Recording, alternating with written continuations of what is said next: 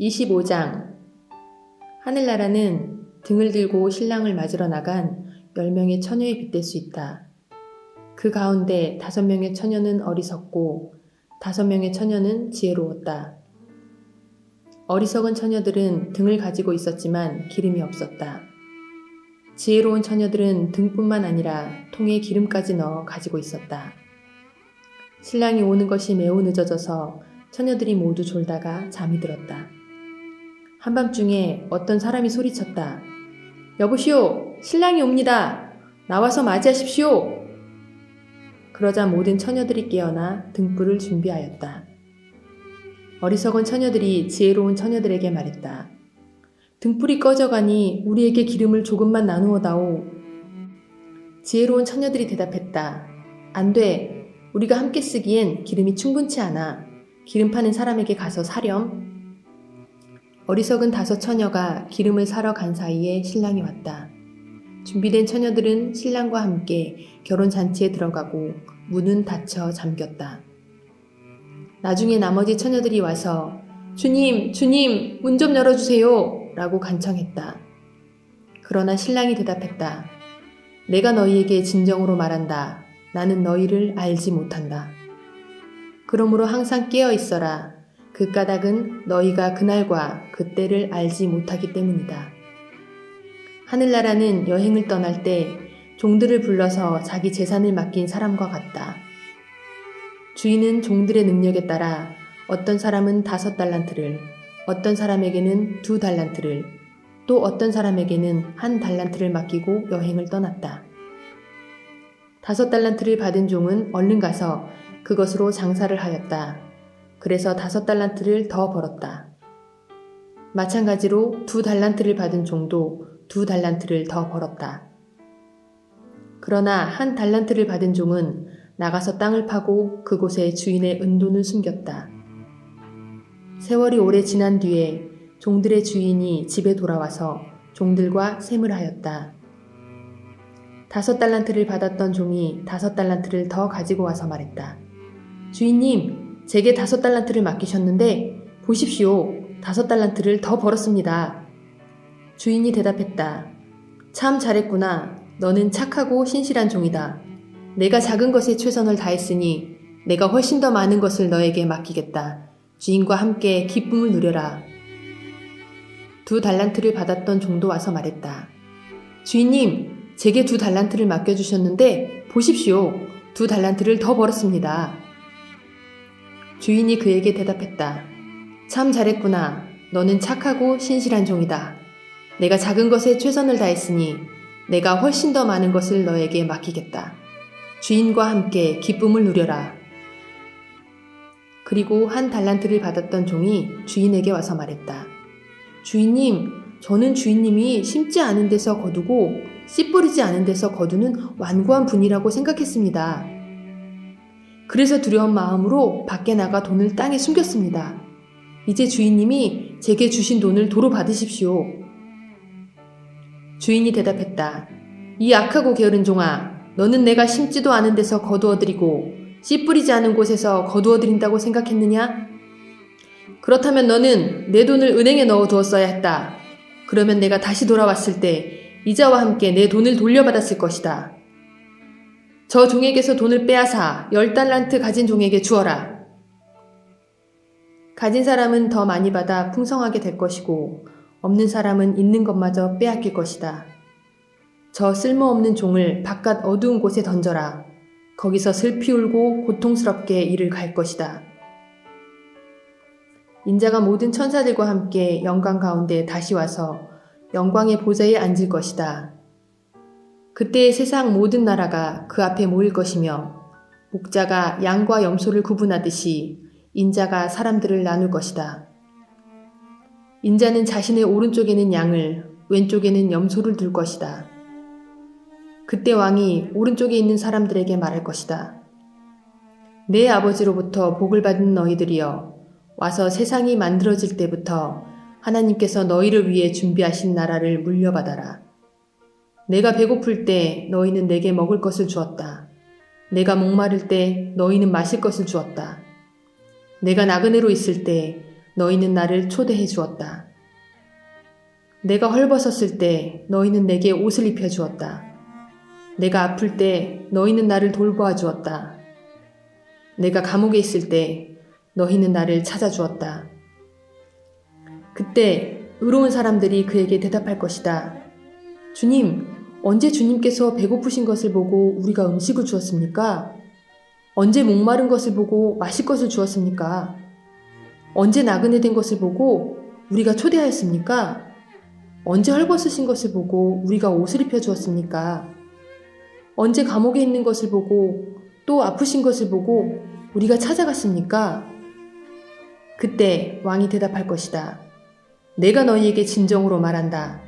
보잘것없는 사람에게 한 일, 곧 너희가 이 형제들 중 가장 보잘것없는 사람에게 한 일이 곧 나에게 한 것이다. 그리고 나서 왼쪽에 있는 사람들에게 이렇게 말할 것이다. 저주받은 자들아, 내게서 떠나 악마와 그 부하들을 위해 준비한 영원한 불에 들어가거라. 내가 배고플 때 너희는 내게 아무것도 주지 않았다. 내가 목마를 때 너희는 마실 것도 주지 않았다. 내가 나그네 되었을 때 너희는 나를 초대하지 않았다. 내가 헐벗었을 때 너희는 내게 아무것도 입혀주지 않았다. 내가 아플 때나 감옥에 있을 때 너희는 나를 돌보지 않았다. 그때 그 사람들이 대답할 것이다. 주님, 언제 주님이 배고프거나 목마르거나 나그네 되었거나 헐벗었거나 아프거나 감옥에 있는 것을 보고 우리가 돌보지 않았습니까? 그때 왕이 대답할 것이다. 내가 너희에게 진정으로 말한다. 이 사람들 가운데 가장 작은 자 한 사람에게 하지 않은 것이 곧 나에게 하지 않은 것이다. 이 사람들은 영원히 형벌을 받게 될 것이다. 그러나 의로운 사람들은 영원한 생명에 들어갈 것이다. 26장. 예수님께서 이 모든 말씀을 마치셨을 때입니다. 예수님께서 제자들에게 말씀하셨습니다. 너희도 알다시피 이틀 뒤가 유월절이다. 그때의 인자는 넘겨져 십자가에서 죽을 것이다. 그때 대제사장들과 장로들이 가야바라고 하는 대제사장 공관에 모였습니다. 그들은 조용히 예수님을 잡아 죽일 계획을 세웠습니다. 그러나 그들은 명절 기간에는 안 돼. 사람들 사이에 폭동이 일어날 수 있으니까 라고 말했습니다. 예수님께서 베다니에서 문둥병에 걸렸던 시몬의 집에 계셨을 때입니다.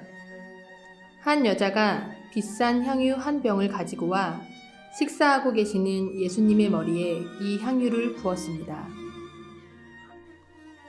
이 광경을 본 제자들이 화를 냈습니다.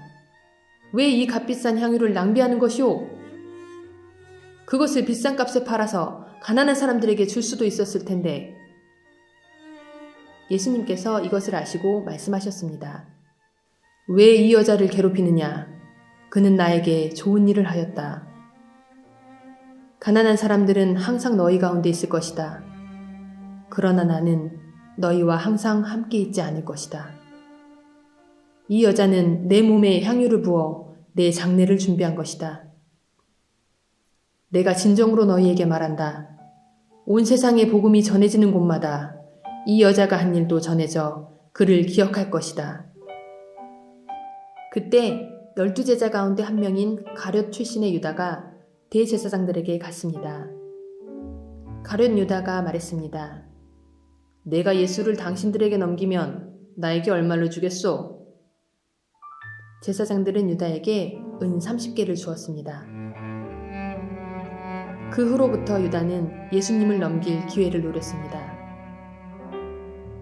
무교절의 첫 번째 날에 제자들이 예수님께 와서 말했습니다. 유월절 음식을 어디에다 준비할까요? 예수님께서 대답하셨습니다. 성 안에 들어가 한 사람에게 이렇게 말하여라. 선생님께서 때가 가까웠으니 당신 집에서 제자들과 함께 유월절을 보내겠다고 말씀하십니다. 제자들이 예수님께서 말씀하신 대로 행하여 유월절을 준비하였습니다. 그날 저녁에 예수님께서 12명의 제자들과 함께 음식을 드시기 위해 앉으셨습니다. 모두들 식사를 하고 있을 때 예수님께서 말씀하셨습니다. 내가 너희에게 진정으로 말한다. 너희 중에 하나가 나를 배반할 것이다. 제자들은 매우 슬퍼하며 한 사람씩 예수님께 묻기 시작했습니다. 주님, 제가 그 사람은 아니지요? 예수님께서 대답하셨습니다. 나와 함께 그릇에 손을 넣는 자가 나를 배반할 것이다. 성경에 쓰여진 대로 인자는 떠나갈 것이다. 그러나 인자를 넘겨주는 그 사람에게는 화가 있다. 차라리 태어나지 않았더라면 자신에게 더 좋았을 것이다. 예수님을 배반한 유다가 예수님께 말했습니다. 선생님이여, 설마 제가 그 사람입니까? 예수님께서 그에게 내가 말했다 하고 대답하셨습니다. 식사 때에 예수님께서는 빵을 들어 감사기도를 드리시고 그것을 떼어 제자들에게 주시며 말씀하셨습니다. 받아 먹어라. 이것은 내 몸이다. 또한 예수님께서 잔을 들어 감사드리신 후 그것을 제자들에게 주시며 말씀하셨습니다. 너희 모두 이것을 마셔라. 이것은 죄를 용서하기 위하여 많은 사람들을 위해 붓는 나의 피, 곧 언약의 피이다. 내가 너희에게 말한다.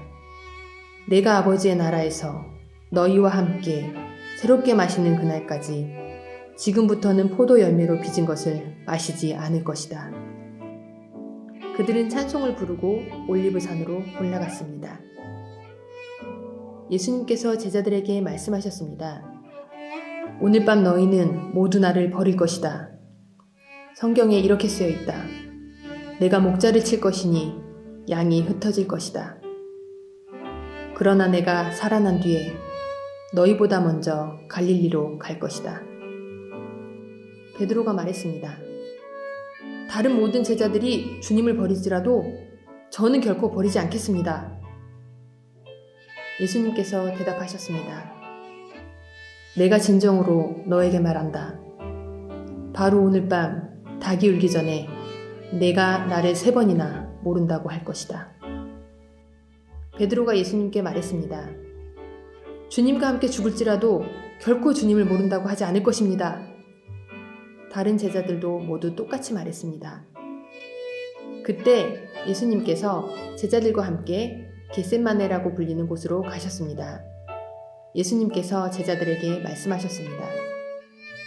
내가 저기에 가서 기도하는 동안 여기 앉아 있어라. 그리곤 베드로와 세베대의 2 아들을 데리고 가셨습니다. 예수님께서는 매우 근심하시며 괴로워하기 시작하셨습니다. 예수님께서는 세 제자에게 말씀하셨습니다. 내 마음이 괴로워 죽을 지경이다. 여기서 머무르며 나와 함께 깨어 있어라.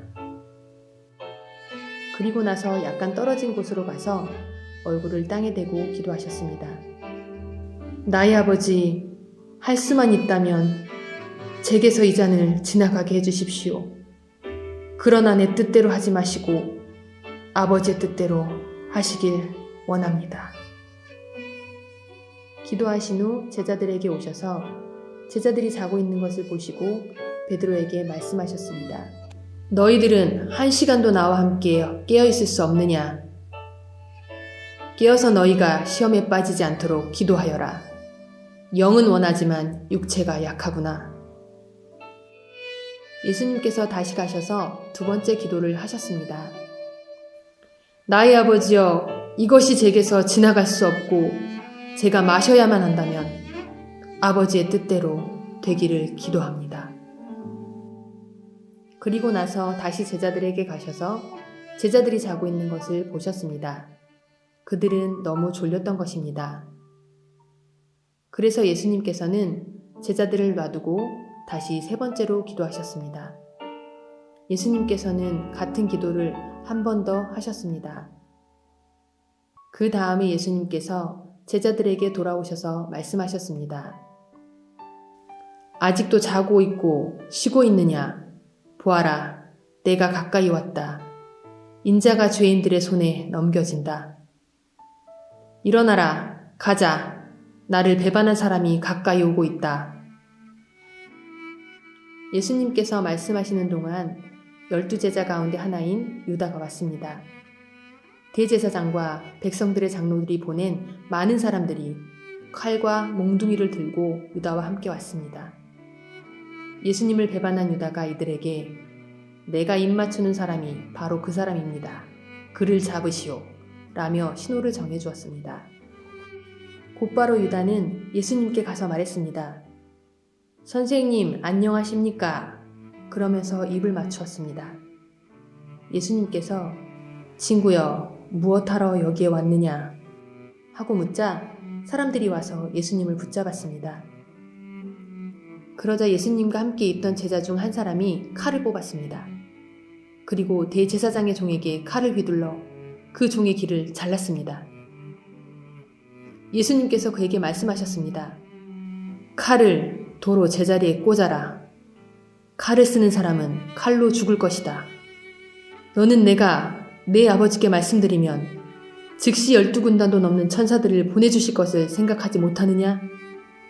그러나 만일 그렇게 하면 이 일이 반드시 일어난다고 한 성경 말씀이 어떻게 이루어지겠느냐? 그리고 나서 예수님께서 사람들에게 말씀하셨습니다.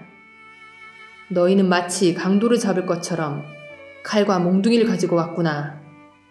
내가 성전에 앉아 매일 가르쳤지만 너희는 나를 잡지 않았다. 이 모든 것은 예언자의 글을 이루기 위해 일어난 것이다. 그때 모든 제자들이 예수님을 버리고 도망갔습니다. 예수님을 잡은 사람들이 예수님을 대제사장 가야바에게로 끌고 갔습니다. 거기에는 율법학자들과 장로들이 모여 있었습니다.